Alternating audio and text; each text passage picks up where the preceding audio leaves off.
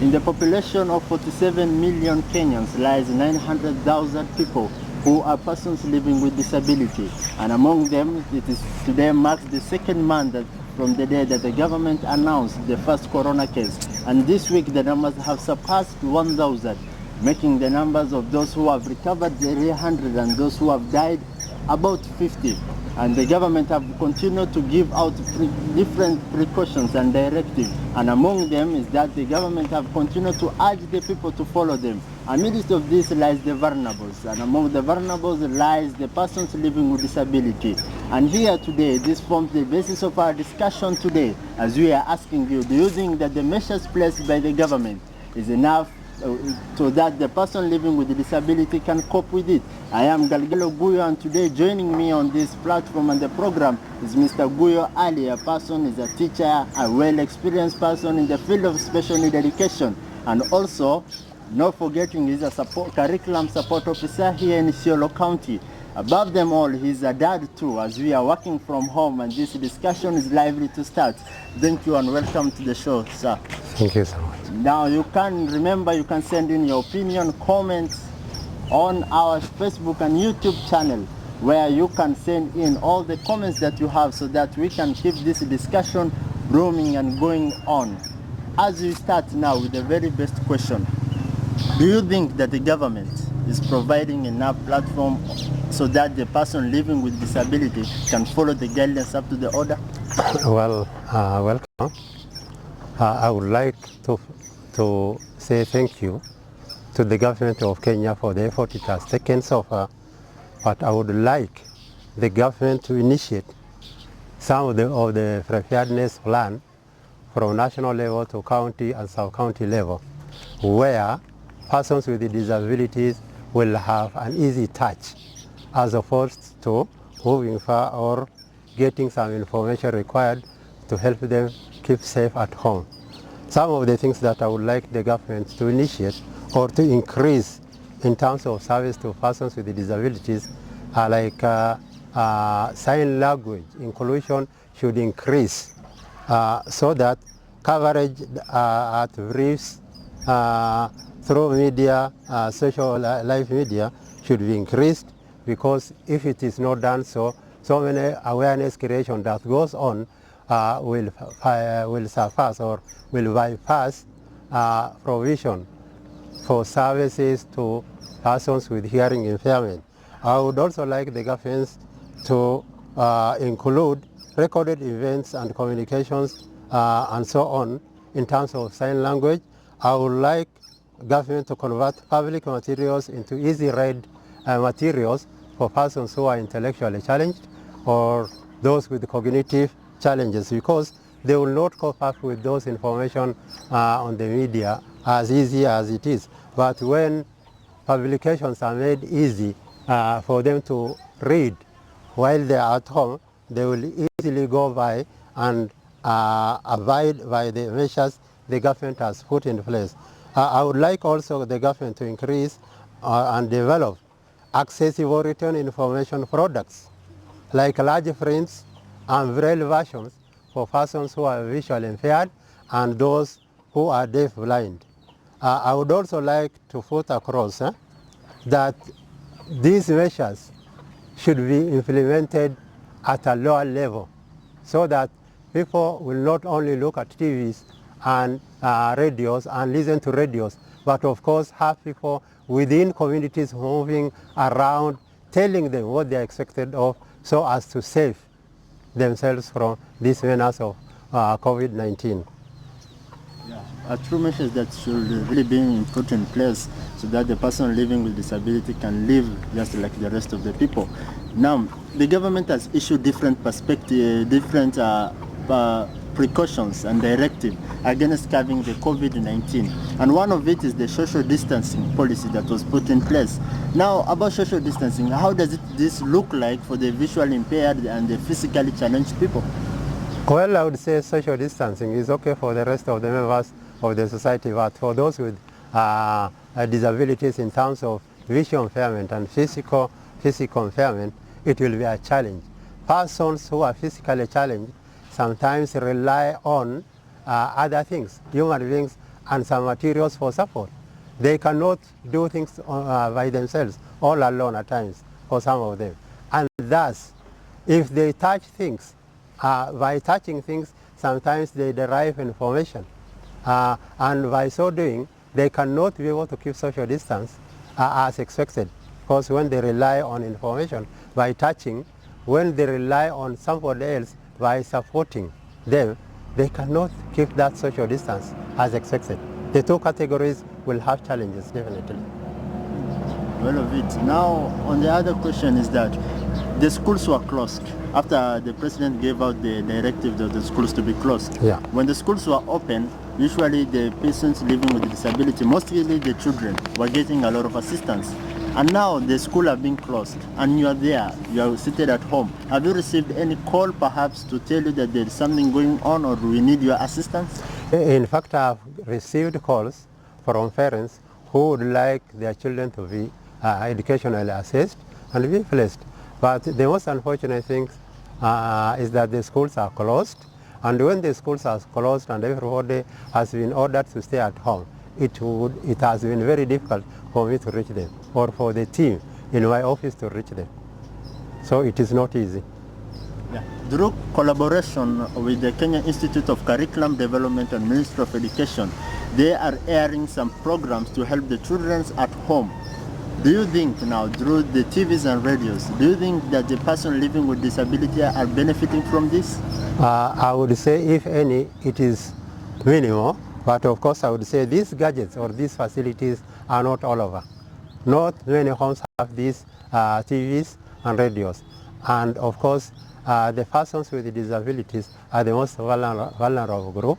They are down to earth in terms of poverty, and therefore most of them cannot even afford to have those items in their homes. And when informations are delivered through TV and radio, these are just stories for them. For most of them, or the larger population of them, it will be stories. Two, it will be challenging for them to receive instructions, even under normal circumstances, is a challenge. But receiving this information through media is even more of a challenge, because they will not cope up with the speed that are done through the TVs, or they cannot listen and get them adequately when they are listening to radio. Therefore, I think they need more time for them to get information. They need more time for them to learn from whatever is done. So I think that will be of a major challenge to them. Yeah. Persons with disabilities. So unfortunately, in the report that was done, we didn't see that the person living with disability was included in the report about that was done on persons, how the children are accessing the TV and radio. So it's another question that we need to put into place, that the government should take care of this. One of the things is issues concerning persons with disabilities has always remained at the bottom of any agenda. It's unfortunate because much as it is talked about, it has less attention. Therefore, I believe agenda in terms of persons with disabilities, whether children or grown-ups, should top any agenda in Kenya, whatever the circumstance it is. Yeah. As a society today, where do we stand in helping those persons living with disability? It's a challenge.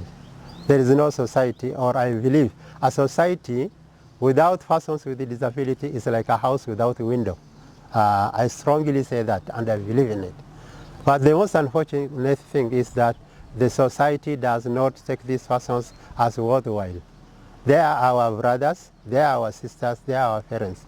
But unfortunately, they have negative attitudes towards persons or children with disabilities, and this is as a result of inadequate awareness creation. I am appealing to the government of Kenya, the county government, to increase awareness creation in terms of persons with disability, to be reached. They are in the cold. These guys have no information, and when you don't have, when they are isolated. When somebody is isolated, somebody does not have information. And when you don't have information, you are powerless. Information is power. It's unfortunate they should be reached. Yeah. They should be made feel part of the society. Negative attitude that society have is a disabling, the most disabling factor within itself. Yeah, in this era of technology and digitalization, do you think that the person living with disability are benefiting from the current technology? To some extent, I believe, as opposed to the older, the past eras, I would say somewhere they will benefit. Some of them will benefit because today there are computers which have talking keyboards. We have clocks which are talking watches, and with this, I think even the mobile these days, there are mobiles which, if touched, the buttons will talk. So I think with those, I would say it is advanced, they are benefiting, but of course we need more of those to reach down to the grassroots for people to afford. Affordability is one thing. Availability of these materials is one thing. Affordability by persons with disability is also another thing. I would advocate for government of Kenya to increase the allocation for persons with disabilities, especially to help them afford some of the things in this world that support them, affording their life, what is within their life. Yeah. As an elder today, do you think that we have made progress in terms of helping those persons with the disability in our society, or we are much worse in more than the last 5 years? I would say awareness has been done. I know through our office, the Educational Assessment and Resource Services Office, Isiolo County, we have reached all the stakeholders. We have reached chief in terms of training. We have reached village elders in terms of training. We have reached youth in terms of training. We have reached various groups, the women groups, and so on, to create awareness in terms of disability, whether it is for children with disabilities or persons with disabilities. Unfortunately, when these people come, they will listen, but when they leave, majority of them does not even take heed. But I appreciate a few of them have always taken initiative to reach us, to identify children within their localities and refer them to us, or call us to go and assist them and place them relevantly. I would say we still have shortcomings in terms of society attitudes, as I've already said. The negative attitude or the perception, the negative perception that society has, I think the Isiolo communities is not an exception. It's all over. It's like Kenya and worldwide. They still have some negative attitudes. Yeah, as an educated person and a well-respected person in the society, has there been any cooperation or any person who have called you, these leaders, and come and tell you that and they have come to consult you and needed some advice, or particularly have an idea of implementing something to help persons with disability? Have there been any type of contact between you and them? Unfortunately, I will say there is no leader in Isiolo so far, much as I know, and I'm old enough to say that, and I'm bold enough to say that, who have taken initiative to come to or contact us to see an increase or an improvement in the plight of persons with disabilities. But Governor Doyo, when he was in place, in position, we approached him, and he took initiative to support us in supporting an initiated program for children with disabilities called Almas during his tenure of government. I also appreciate Governor Kuti, who took over and up to now is fully assisting that home for children with the Almasi children, for the Almasi home for children with disabilities. An initiative that should go on in all sectors and in all spheres of political influence. I think that's what we need.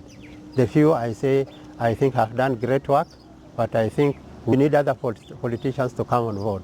We need other stakeholders also to come on board in terms of even individual supporters.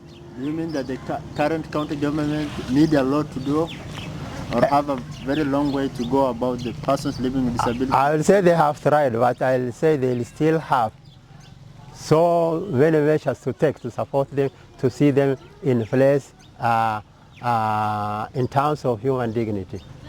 have you ever met any representative or any leader or persons representing the persons with disability? We have. I think through my tenure of service, I initiated the special need education service in Isiolo way back. And today, the special need education programs existing in Isiolo are all as a result of my effort. Isiolo School for Deaf, we have Guyo Integrated School for Visually Impaired, we have Ngaremara Integrated for Physically Challenged, we have Uhuru Unit for Intellectually Challenged, and many other home-based programs. I have through my effort initiated organization of parents for children with disabilities. I organized them into groups, and they have realized the importance of working together as a team, because none of us are equally. No one person in terms of disability shares equal challenges. They have various challenges. When they are put together, they will realize that some of them are better than others, and therefore their cooperation increases. I organized parents into groups, which they have now. I've organized them into an umbrella organization. Today, Isiolo County has umbrella organization of parents of persons with disability. We've always interacted, we've always consulted each other to see the way forward. Now, the county government have been establishing some classrooms for ECD centers. Have they put into consideration the persons living with disability, specifically the children in these centers need some classroom? There is no specification in terms of classroom building for children with disabilities. Unfortunately, infrastructure in terms of building is one of the bottlenecks for us to increase placement of children in special needs with special needs in some institutions or even regular schools. What's the status of those classrooms and its capability and convenience for the person living with disability? Of course, these classes were built initially for regular schools, but institutions like Isiolo School for Deaf have relevant classroom situations in terms of seating facilities, in terms of everything that attends to help them go ahead in life, in education. But of course, in some schools where we have these children, it is still a challenge. I can appeal more for support from the members of parliament, the senators.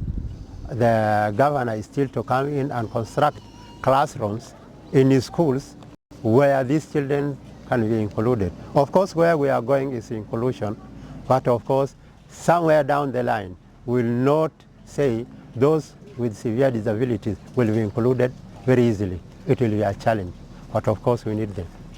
Now, on the educational matter, for the last 3 years, Isiolo County have been experiencing poor performance in the national examination, particularly on KCSE. For KCP, they have been showing improved performance for the last 3 years, but for KCSE, it is much worse. As a parent, as an elder, as a person who is experienced in this field, what can be the cause of this poor performance, and what has the county government done so that they can help in carrying the poor performance in the national exam? When I look around in terms of educational performance, initially we have challenges, and these challenges is not in one direction. We have stakeholder sharing or supporting education. When we talk of that, we have parents in place, we have teachers in place, we have children or students and pupils in place. One of the challenges that has taken Isiolo, just like many other places, is drug affairs. The drug affairs have so much influence or interfered with education in this county, such that children or pupils or students will just drop away from school because they snake these things, the glues and the bang and I don't know, the kekes and whatever. There are other things. There are so many other drugs that even I don't know their names. Do you think the society is responsible for these drugs? One of the things is also an attitude of the parents. Some of the parents do not even follow up to see how their children are doing in school. That becomes a very big challenge. It's unfortunate. Teachers are trying their best. You can take a donkey to the water, but you cannot force the donkey to drink. This is one of the things. Teachers are taking initiative. The education officer, the current County Director of Education, Mr. Coryo, is doing wonders in his field. Mr. Alex, TAC County Director, is doing wonders. We, curriculum support officers and education officers, are always going around supervising teachers in classrooms to see that they are delivering so that our performance will increase. I thank TAC. The performance contracting, teacher performance contracting is doing a lot. Teachers have improved in terms of class attendance. Absenteeism have reduced.